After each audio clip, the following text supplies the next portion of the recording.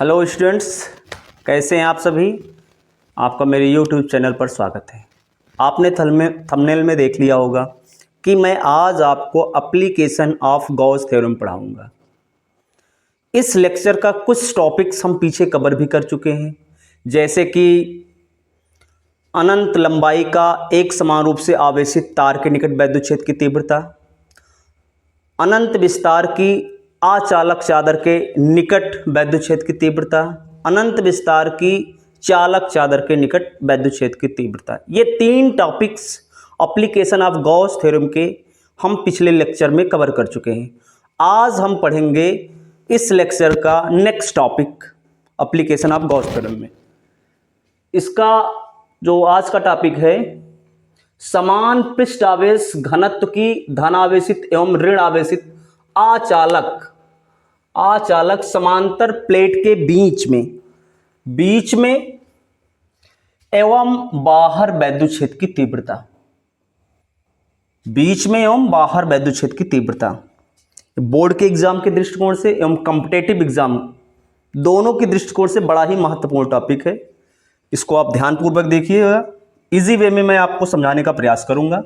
ये एक समान पृष्ठ आवेश घनत्व, दोनों पर सिग्मा की वैल्यू सेम है। एक धन आवेशित है, एक ऋण आवेशित है, एक पॉजिटिव चार्ज, एक निगेटिवली चार्ज। अचालक नॉन कंडक्टिंग पैरेलल प्लेट है, एक दूसरे के आमने सामने रखी हुई है, पैरेलल प्लेट है।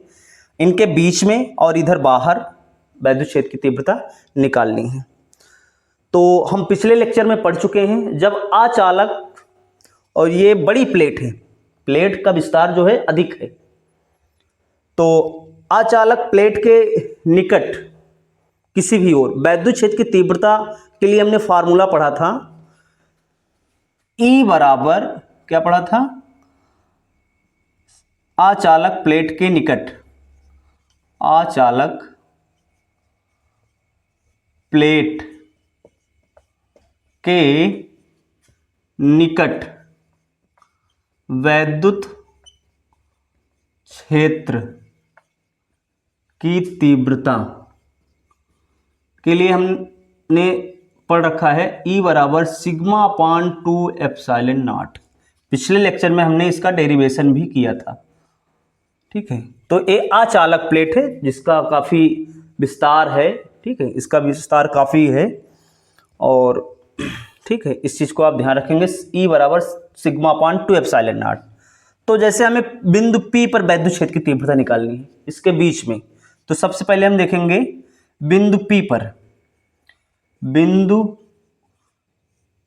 पर वैद्युत क्षेत्र की तीव्रता, वैद्युत क्षेत्र की तीव्रता।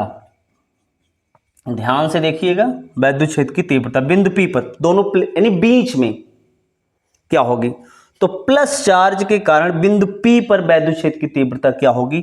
अवे फ्रॉम द चार्ज, मान लेते हैं E1 हो जाएगा, प्लस चार्ज के कारण तीव्रता।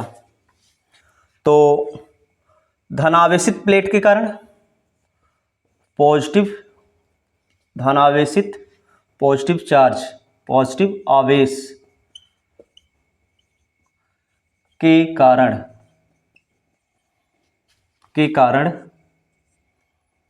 वैद्युत क्षेत्र की तीव्रता, पॉजिटिव चार्ज के कारण वैद्युत क्षेत्र की तीव्रता हमने E1 मान लिया है। E1 इज इक्वल क्या हो जाएगा? Sigma upon 2 epsilon not. E1 is equal, और निगेटिव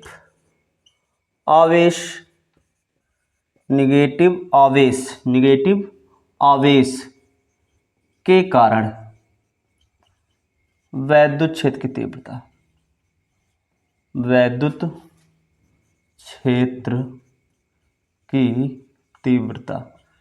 तो निगेटिव चार्ज कारण वैद्युत क्षेत्र की तीव्रता E2 मान लेते हैं। E2 इस चार्ज के कारण इस बिंदु पर वैद्युत क्षेत्र की तीव्रता E2 मान लेते हैं, तो इसके कारण क्या हो जाएगी? ये E2 ये हो जाएगा। उसकी भी डायरेक्शन प्लेट की ओर होगी, away from the charge towards the charge, negative plate के कारण towards the charge, positive plate के कारण अवे फ्रॉम द चार्ज। इस बिंदु P पर वैद्युत क्षेत्र की तीव्रता, दोनों की डायरेक्शन सेम है जैसा कि हमने पढ़ा है, सिग्मा अपान 2 एप्सिलॉन नॉट। ठीक, अचालक प्लेट के निकट इधर उधर कहीं पर भी वैद्युत क्षेत्र की तीव्रता सिग्मा अपान 2 एप्सिलॉन नॉट। अब इनकी डायरेक्शन आप देखिए सेम है, दोनों की डायरेक्शन सेम है, दोनों एक तरफ है तीव्रताएं हैं, इंटेंसिटी ऑफ इलेक्ट्रिक फील्ड है। सो गाइज ये क्या हो जाएगा, सेम डायरेक्शन होने के कारण जो ई नेट होगा वो E1 प्लस E2 हो जाएगा, ऐड हो जाएगा। Sigma upon 2 epsilon not, sigma upon 2 epsilon naught is equal क्या हो जाएगा, 2 सिग्मा अपान 2 एप्सिलॉन नॉट, ये ई हो जाएगा। ठीक, तो ई बराबर आ जाएगा, ई बराबर सिग्मा अपान एप्सिलॉन नॉट, ये आ गया बिंदु P पर, बिंदु P पर वैद्युत क्षेत्र की तीव्रता। इसको आप ध्यान रखेंगे, कितना आसान डेरिवेशन था। थोड़ा सा आप ध्यान रखिए इसको कि अगर अनंत विस्तार की इसका विस्तार काफ़ी है प्लेटों का, तो प्लेट के निकट, अचालक प्लेट के निकट वैद्युत क्षेत्र की तीव्रता ई बराबर सिग्मा अपान 2 एप्सिलॉन नॉट होता है। ठीक, नेक्स्ट हम देखेंगे इनके बीच में वैद्युत क्षेत्र की तीव्रता गाइज, बिंदु P dash P double dash, P double dash या P डैश पर वैद्युत क्षेत्र की तीव्रता। आइए देखते हैं, ये बड़ा ही महत्वपूर्ण है, बड़ा ही अच्छा टॉपिक है। वैसे आप इस चीज़ को ध्यान रखिए कि इसके लिए जो वैद्युत क्षेत्र की तीव्रता होती है बिंदु P डैश 0 होती है, बिंदु P डैश या P पर, बिंदु P डैश या P डबल डैश, दाएं बाएं किधर भी, बाहर प्लेटों के बीच, प्लेटों के बाहर बिंदु, यहाँ मैं लिख लेता हूँ, बिंदु P डैश या P डबल डैश पर वैद्युत क्षेत्र की तीव्रता। ठीक, आइए देखते हैं, पॉजिटिव चार्ज के कारण, पॉजिटिव आवेश के कारण वैद्युत क्षेत्र की तीव्रता, पॉजिटिव चार्ज के कारण वैद्युत क्षेत्र की तीव्रता E1 इज इक्वल क्या हो जाएगा, E1 is equal sigma upon 2 epsilon not. ठीक, नेगेटिव चार्ज के कारण मैं ऐसे लिख दे रहा हूँ, वैद्युत क्षेत्र की तीव्रता E2 इज इक्वल हो जाएगा सिग्मा अपान 2 एप्सिलॉन नॉट। यहाँ पर ये टुवार्ड्स द चार्ज होगा, E2 टुवार्ड्स द, प्लस के कारण अवे फ्रॉम द चार्ज, यहाँ पर क्या होगा, टुवार्ड्स द चार्ज होगा E2, away from the charge E1, E1 away from the charge, E2 towards the charge. ठीक, इस चीज को आप ध्यान रखेंगे। ठीक, तो यहां पर जो ई नेट आएगा, ई नेट, जो ई नेट होगा ध्यान से समझिएगा, क्या हो जाएगा, अपोजिट डायरेक्शन में, तो दोनों के लिए मैग्नीट्यूड सेम है, दोनों का जो वैल्यू है, दोनों के लिए वैद्युत क्षेत्र की तीव्रता सेम है, sigma upon 2 epsilon not minus sigma upon 2 epsilon naught. तो ई नेट जो आया आप देख पा रहे हैं, जैसा कि आपको हमने बताया था स्टार्टिंग में ही कि इसके लिए जो वैद्युत क्षेत्र की तीव्रता होगी बाहर प्लेटों के बीच, बाहर जो प्लेटों के बाहर जो होगी, दोनों प्लेटों के वैद्युत क्षेत्र की तीव्रता 0 होगी। नोट कर लीजिएगा गाइस इसे। ठीक है, अब इन दोनों टॉपिक्स को समझने के बाद हम, जो कि बोर्ड ओरिएंटेड बहुत ही महत्वपूर्ण है, मोस्ट इंपॉर्टेंट, आप इसको समझ लीजिए, गॉस की प्रमेय का प्रयोग करके कूलाम के नियम को डेरिवेट करना। आइए इसको देखते हैं। तो गॉस की प्रमेय की सहायता से कूलाम के नियम का निगमन, कूलाम्स लॉ, हम डिराइव करेंगे गॉस की प्रमेय की सहायता से। ये बहुत ही अच्छा टॉपिक है, बोर्ड में कई बार लगभग पूछा जाता है, आप ये समझ लीजिए, बार बार पूछा जाता है। तो हेडिंग डालेंगे गॉस की प्रमेय की सहायता से कूलाम के नियम कूलाम के नियम का निगमन, ठीक, ध्यान से देखिएगा, डेरिवेशन करेंगे किसका, गॉस की थ्योरम को लगाकर कूलाम्स लॉ, कूलाम फोर्स की वैल्यू कितनी होगी उसको निकालेंगे। तो गाइस सबसे पहले हम मान लेते हैं निर्वात या वायु में कोई चार्ज जो है बिंदु O पर कोई चार्ज बिंदु O पर क्यों रखा हुआ है, बिंदु O पर कोई आवेश क्यों रखा हुआ है निर्वात या वायु में, ऐसे r दूरी पर बिंदु P है, r दूरी पर एक बिंदु P है, जहां पर एक चार्ज रखा हुआ है Q0, क्या रखा हुआ है Q0, ये बिंदु P है, यहां पर चार्ज रखा हुआ है Q0। अब ये Q आवेश है, ये Q0 है, यहाँ ये जो दूरी है ध्यान रखिएगा ये r डिस्टेंस है, r दूरी पर रखा हुआ है, इन दोनों के बीच में क्या लगेगा, कूलाम बल लगेगा। लेकिन गॉस की थ्योरम का ध्यान रहे, गॉस की थ्योरम का यूज करना है, तो गॉस की थ्योरम यूज करने के लिए सबसे पहले हम गॉसियन सरफेस एज्यूम करते हैं।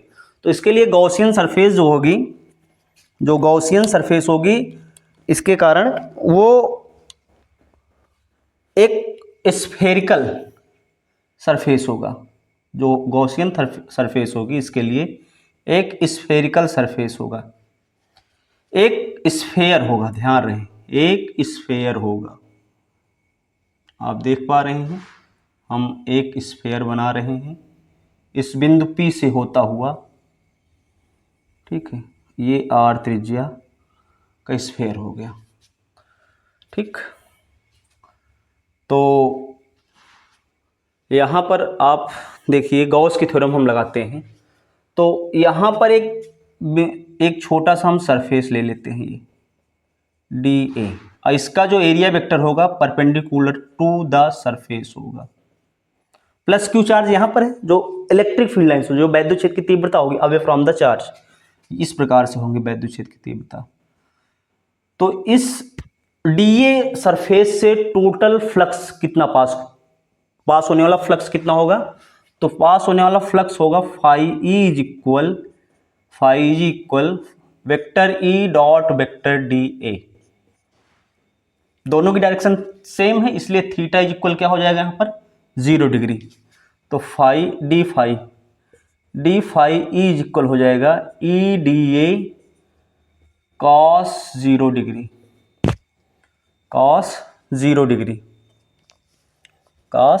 डिग्री हो जाएगा, ठीक।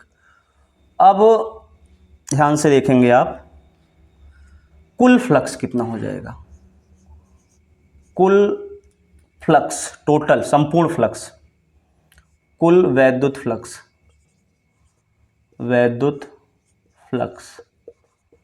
आप वैसे ही लिखेंगे, ठीक है, छोटे से सरफेस DA से होकर गुजरने वाला वैद्युत फ्लक्स क्या होगा, ये डी फाई बराबर vector E dot vector DA, same direction होने के कारण E और DA थीटा 0 हो जाएगा, डी फाई बराबर EDA cos 0 डिग्री।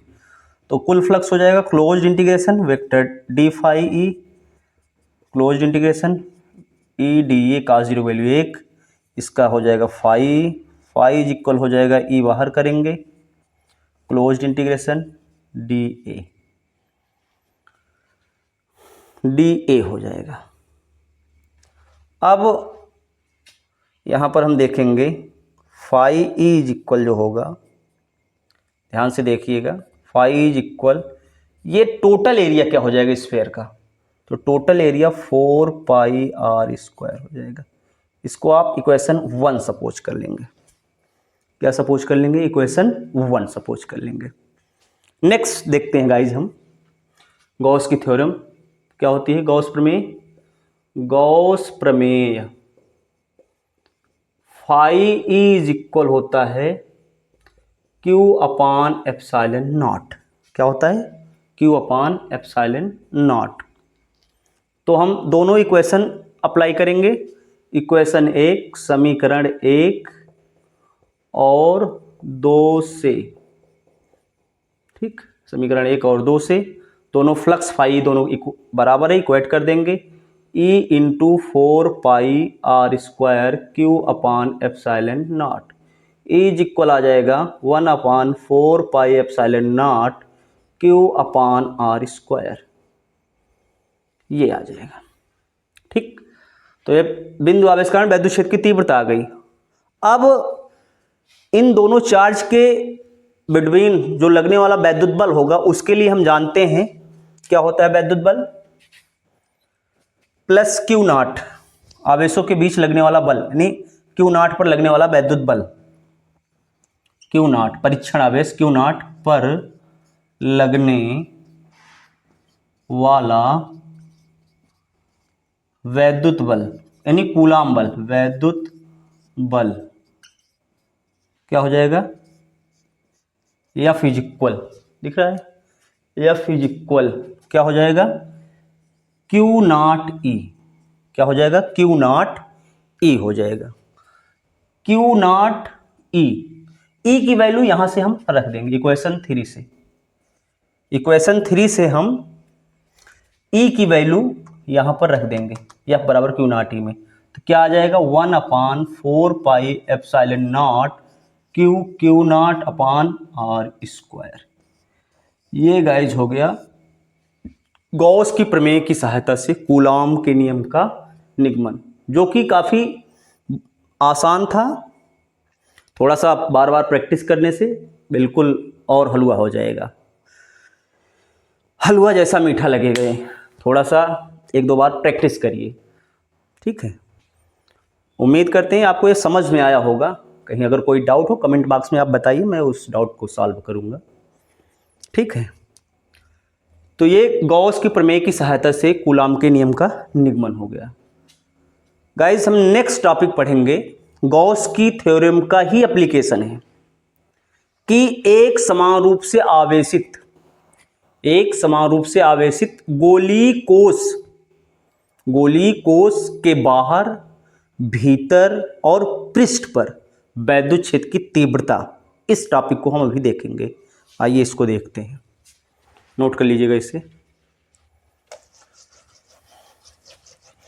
तो एक समान रूप से आवेशित गोली कोश के बाहर, भीतर और पृष्ठ पर वैद्युत क्षेत्र की तीव्रता, ध्यान से देखिएगा। एक समान रूप से आवेशित, हेडिंग डालेंगे, एक समान रूप से आवेशित गोलीय कोश के बाहर,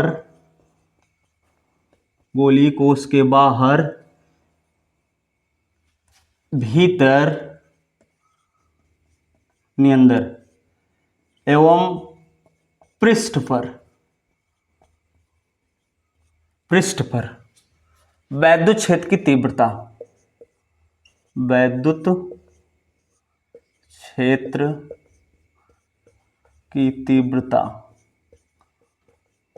क्षेत्र की तीव्रता, एक समान रूप से आवेशित गोली कोश। देखते हैं, इसको बनाते हैं। ये चित्र हम देखते हैं, एक समान रूप से आवेशित ये गोली कोश हो गया, स्फेरिकल सेल हो गया, ठीक, यूनिफॉर्मली चार्ज है ये स्फेरिकल सेल। तो इसके बाहर कहीं यहां पर सपोज कर लेते हैं, यहां पर चार्ज प्लस क्यू है, ठीक, चार्ज प्लस क्यू है, इसको कुछ चार्ज दिया जाता है। इसकी त्रिज्या कैपिटल आर है। ठीक, यहां पर वैद्युत क्षेत्र की तीव्रता निकालना है इस बिंदु P पर, इस बिंदु P पर।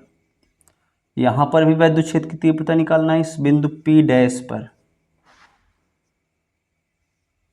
बिंदु P डैश पर। ठीक, और इसके पृष्ठ पर, इसके पृष्ठ पर यहां पर। तो सबसे पहले हम निकालते हैं बिंदु P पर बाहर गोलीय, पहला टॉपिक हम देखेंगे गोलीय कोश के बाहर बिंदु P पर, बिंदु P पर। ठीक, बिंदु P पर वैद्युत क्षेत्र की तीव्रता हम देखेंगे। तो यहां से होता हुआ हम एक गॉसियन सरफेस बना लेंगे। सबसे पहला काम गॉस की थ्योरम को अप्लाई करना है, तो एक गॉसियन सरफेस बना लेंगे। ठीक, अब यहां से ये दूरी मान लेते हैं, इस बिंदु P से होकर जाने वाला जो सरफेस है दूरी उसकी मान लेते हैं स्मॉल आर है। ठीक, स्मॉल आर है। तो स्मॉल आर है, देखेंगे वहां से इस बिंदु P पर एक छोटा सा हम सरफेस ले लेते हैं। ठीक है, जिसके परपेंडिकुलर एरिया वेक्टर की डायरेक्शन क्या होगी, D A vector D A बाहर की ओर, और प्लस क्यू चार्ज कारण जो वैद्युत क्षेत्र की तीव्रता होगी वो भी बाहर की ओर होगी। तो उस छोटे से पृष्ठ डी ए से होकर गुजरने वाला फ्लक्स, गुजरने वाला फ्लक्स क्या होगा, डी ए से होकर गुजरने वाला flux phi E, D phi E, छोटा सा पृष्ठ इसलिए छोटा सा फ्लक्स डी फाई ई क्या हो जाएगा, vector E dot vector D A. और संपूर्ण पृष्ठ से होकर गुजरने वाला संपूर्ण फ्लक्स, संपूर्ण पृष्ठ से कुल फ्लक्स वैद्युत फ्लक्स इंटीग्रेशन करेंगे, क्लोज्ड इंटीग्रेशन डी फाई बराबर closed integration vector E dot vector D A. Direction same है, इंटीग्रेशन करेंगे इसका फाई हो जाएगा, ई डी ई हो जाएगा closed integration D A, theta की वैल्यू क्या हो जाएगी 0। ठीक, तो E D A cos 0 degree, cos 0 degree की वैल्यू 1। अब यहाँ पर इसका टोटल एरिया क्या हो जाएगा, टोटल एरिया हो जाएगा 4 पाई स्मॉल आर स्क्वायर, क्योंकि स्मॉल आर है, small r is greater than capital R. ये हो गया फाई, इक्वेशन 1। ठीक, सेकंड हम देखेंगे गॉस की थ्योरम लगाएंगे। वी नो दैट गॉस की प्रमेय, हम जानते हैं गॉस की प्रमेय क्या होती है, फाई ई बराबर Q upon epsilon not, equation 2। अब इक्वेशन 1 एंड 2 को हम क्या करेंगे, इक्वेट कर देंगे। यहाँ पर हम देख लेते हैं इक्वेशन 1 एंड 2 को इक्वेट कर देंगे। समीकरण 1 और 2 से क्या हो जाएगा, दोनों फाई के बराबर है इक्वेशन उधर ये, तो दोनों को हम इक्वेट करने, ई बराबर 4 पाई, इक्वेट करने पर E into 4 pi r square, उधर क्यू अपान एप्सिलॉन नॉट, तो ई बराबर 1 upon 4 pi epsilon naught Q upon r square, small r square. ये आ गया वैद्युत फ्लक्स, वैद्युत क्षेत्र की तीव्रता कहां पर, इस बिंदु P पर, मैं यहां पर लिख रखा है ना बिंदु P पर वैद्युत क्षेत्र की तीव्रता, इस बिंदु P पर। अब थोड़ा सा एक चीज हम देखेंगे, अगर प्लस क्यू आवेश वाला जो गोली कोश है इसके पृष्ठ पर आवेश घनत्व सिग्मा है, यदि पृष्ठ आवेश घनत्व क्या है, सिग्मा, पृष्ठ आवेश घनत्व सिग्मा है, हम जानते हैं, यहां पर थोड़ा सा हम लिख लेंगे, सिग्मा इज इक्वल क्या होता है, सिग्मा इज इक्वल, यहीं पे लिख लेते हैं, सिग्मा इज इक्वल होता है, सिग्मा इज इक्वल, जो सिग्मा इज इक्वल होता है Q अपान A, या लिख सकते हैं Q इज इक्वल, क्या लिख सकते हैं, गोली कोष, जिस गोली कोष, इस पर गोली, ये गोली कोष है, इस पर पॉजिटिव चार्ज है, इस पर चार्ज कैसा है, पॉजिटिव चार्ज है, पृष्ठ आवेश घनत्व सिग्मा, तो इसके कारण क्या हो जाएगा, Q बराबर टोटल चार्ज कितना होगा, 4 pi capital R square into sigma, ये Q आ गया। अगर आप सिग्मा के पद में लिखना चाहते हैं इस फार्मूले को, तो आप यहाँ पर Q की वैल्यू रख दीजिए, Q की वैल्यू रखेंगे तो क्या हो जाएगा, E बराबर 1/4 पाई एप्सिलॉन नॉट, E बराबर 1/4 पाई एप्सिलॉन नॉट, Q की वैल्यू रखेंगे 4 pi capital R square sigma अपान स्मॉल r स्क्वायर, अपान स्मॉल r स्क्वायर, अपान स्मॉल r स्क्वायर, ठीक, स्मॉल r स्क्वायर। अब 4 पाई से 4 पाई कैंसिल हो जाएगा, तो क्या आ जाएगा, यहाँ पर हम लिख लेंगे E बराबर जो आएगा sigma upon epsilon not capital R square upon small r square, ये फार्मूला आ जाएगा सिग्मा के पद में अगर हम लिखेंगे, बाकी वैसे ये भी राइट है। तो गोलीय, एक समान रूप से आवेशित गोलीय कोष के बाहर जो वैद्युत क्षेत्र की तीव्रता हम ऐसे अज्यूम कर सकते हैं कि जैसे इस संपूर्ण आवेश के केंद्र पर हो, ठीक है, तो ये था बाहर वैद्युत क्षेत्र की तीव्रता।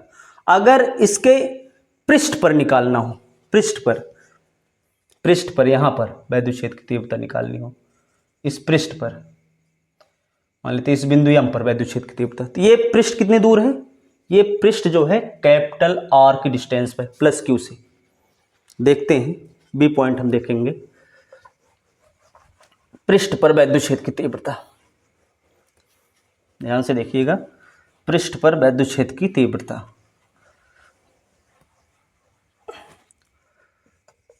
पृष्ठ पर